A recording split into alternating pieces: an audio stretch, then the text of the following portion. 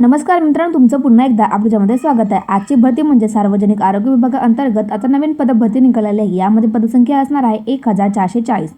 लागताच तुम्हाला येथे 56,100 पासून ते 1,77,500 पर्यंत प्रति महिना सॅलरी भेटणार आहे। या व्हिडिओमध्ये तुम्हाला याबद्दल संपूर्ण माहिती बघायला भेटणार आहे, त्यामुळे व्हिडिओसोबत नक्की बघा। व्हिडिओ आवडल्यास व्हिडिओ लाईक करा, चॅनल सबस्क्राइब नक्कीच करा। जर तुम्ही अजूनपर्यंत नर्सिंग ऑफिसर या पदाकरता जी नवीन पद भरती निघालेली आहे ती जर तुम्ही बघितली तर मी या व्हिडिओच्या डिस्क्रिप्शनमध्ये त्यावर लिंक देत आहे, तुम्ही ती पुढे नक्की बघा किंवा चॅनल जाऊन बघू शकता। कमेंटमध्ये मला नक्की सांगा की महाराष्ट्रामध्ये तुम्ही कोणत्या जिल्ह्यातून माझा व्हिडिओ बघता, त्या जिल्ह्यामध्ये जी नवीन भरती येते त्याची अपडेट मी तुम्हाला देतच राहील। बघा, स्क्रीनमध्ये तुम्हाला संपूर्ण जाहिरात दिसत आहे।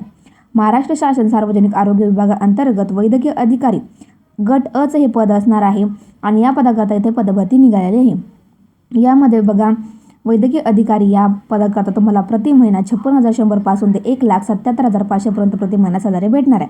बघा, आता कोणत्या कासाठी किती रिक्त जागा असणार, तर सर्वप्रथम यामध्ये अ जा या पदाकरता 71 जागा रिक्त असणार आहेत। त्यानंतर अ ज 15 जागा रिक्त आहेत। त्यानंतर येथे बी मा प्र याकरता 54 जागा, त्यानंतर ई मा व 148 जागा, त्यानंतर ECBC या पदाकरता 144 जागा, त्यानंतर आदू या पदाकरता 144 जागा, खुल्या प्रवर्गासाठी 864 जागा रिक्त आहेत। अशा मिळून 1444 पदांची इथे रिक्त जागा असणार आहेत। त्यानंतर बघा की कोणत्या पदासाठी किती रिक्त जागा असणार आहेत, तर MBBS म्हणजेच वैद्यकीय अधिकारी या पदाकरता तुम्हाला 767 जागा रिक्त असणार आणि विशेष तज्ज्ञांमध्ये स्त्री रोग तज्ज्ञांमध्ये 167 जागा रिक्त आहेत। त्यानंतर येथे बालरोग तज्ज्ञांमध्ये 122, भूलशास्त्रज्ञ यामध्ये 340 जागा रिक्त आणि सर्जनमध्ये 33 जागा, रक्त संक्रमण अधिकारी यामध्ये 12 जागा रिक्त असणार। त्यानंतर बघा, वय मर्यादा काय असणे आवश्यक असणारे, 18 ते 43 वर्ष असणार। यामध्ये अमागासवर्गीय प्रवर्गासाठी 18 ते 38 वर्ष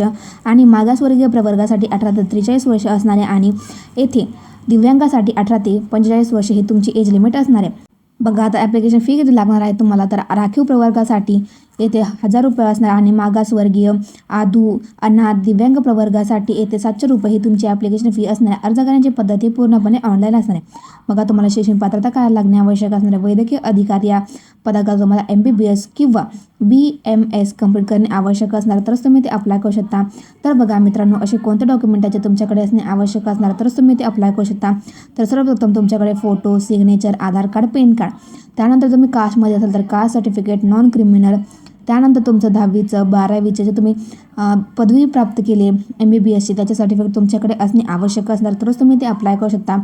मित्रांनो, आता बघा ॲप्लिकेशन स्टार्टिंग डेट काय आहे, तर ॲप्लिकेशन स्टार्टिंग डेट ही 27 फेब्रुवारी 2026 पासून ऑलरेडी झालेली आहे।